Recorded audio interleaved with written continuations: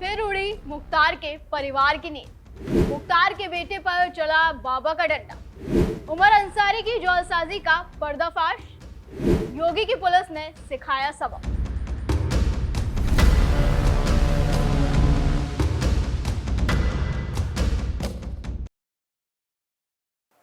पूर्वांचल का एक समय का बादशाह मुख्तार अंसारी और उसका खानदान आजकल योगी राज में बुलडोजर की धमक से कांप रहा है।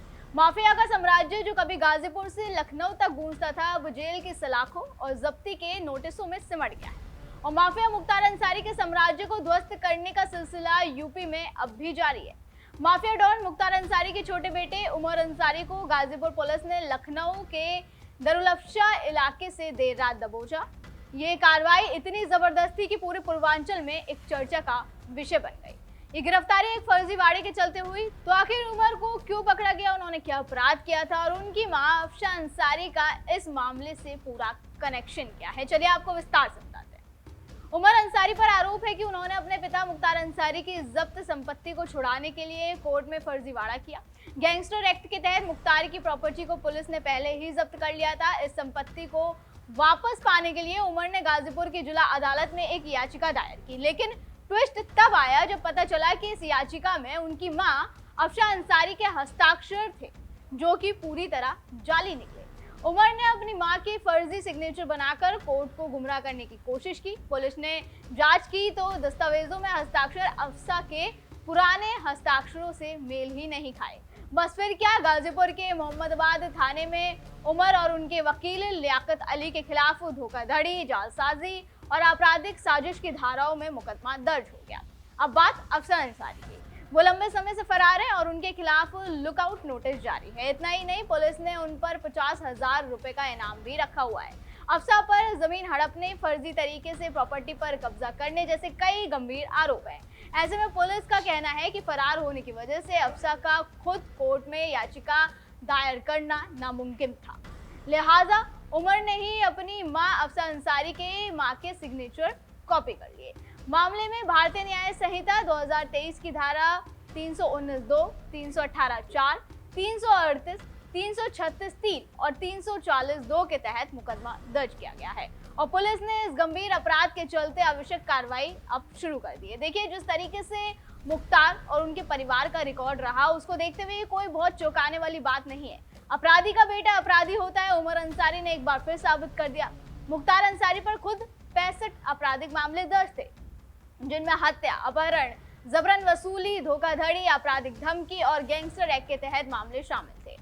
और ऐसे ही रिकॉर्ड उनके परिवार का भी रहा। मुख्तार की पत्नी अफ़शा अंसारी पर भी कुल 13 केस दर्ज है और जैसे कि मैंने अभी बताया कि वो लंबे समय से फरार भी चल रहे हैं, लिहाजा पुलिस ने उन पर 50,000 रुपए का इनाम भी घोषित किया है।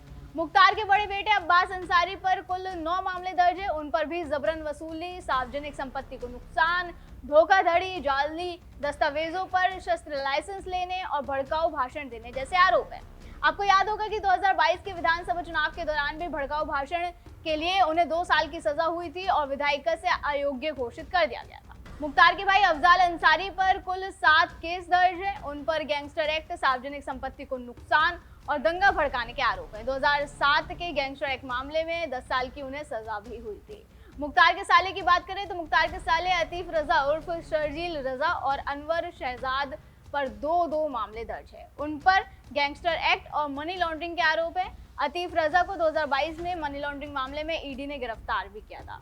तो वहीं अब मुख्तार के छोटे बेटे उमर अंसारी को भी पहली बार गिरफ्तार कर लिया गया है। हालांकि उमर अंसारी पर भी पहले से 6 मामले दर्ज है।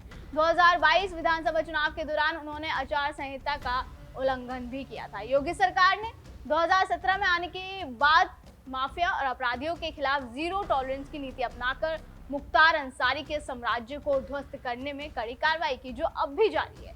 अंसारी परिवार और उनके सहयोगियों की अब तक 546 से लेकर 608 करोड़ की संपत्ति जब्त या ध्वस्त की जा चुकी है, जिसमें गजल होटल, अवैध अस्पताल और 2 मंजिला इमारतें भी शामिल थी।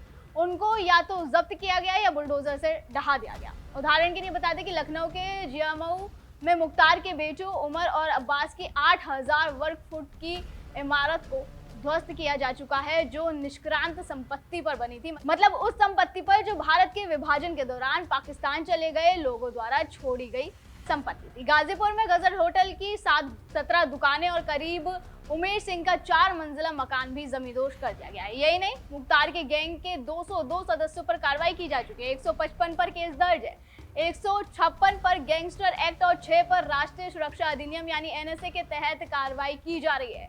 इसके अलावा अवैध कारोबार और टेंडरों से 2100 करोड़ रुपए से अधिक की इनकम को भी रोक दिया गया है।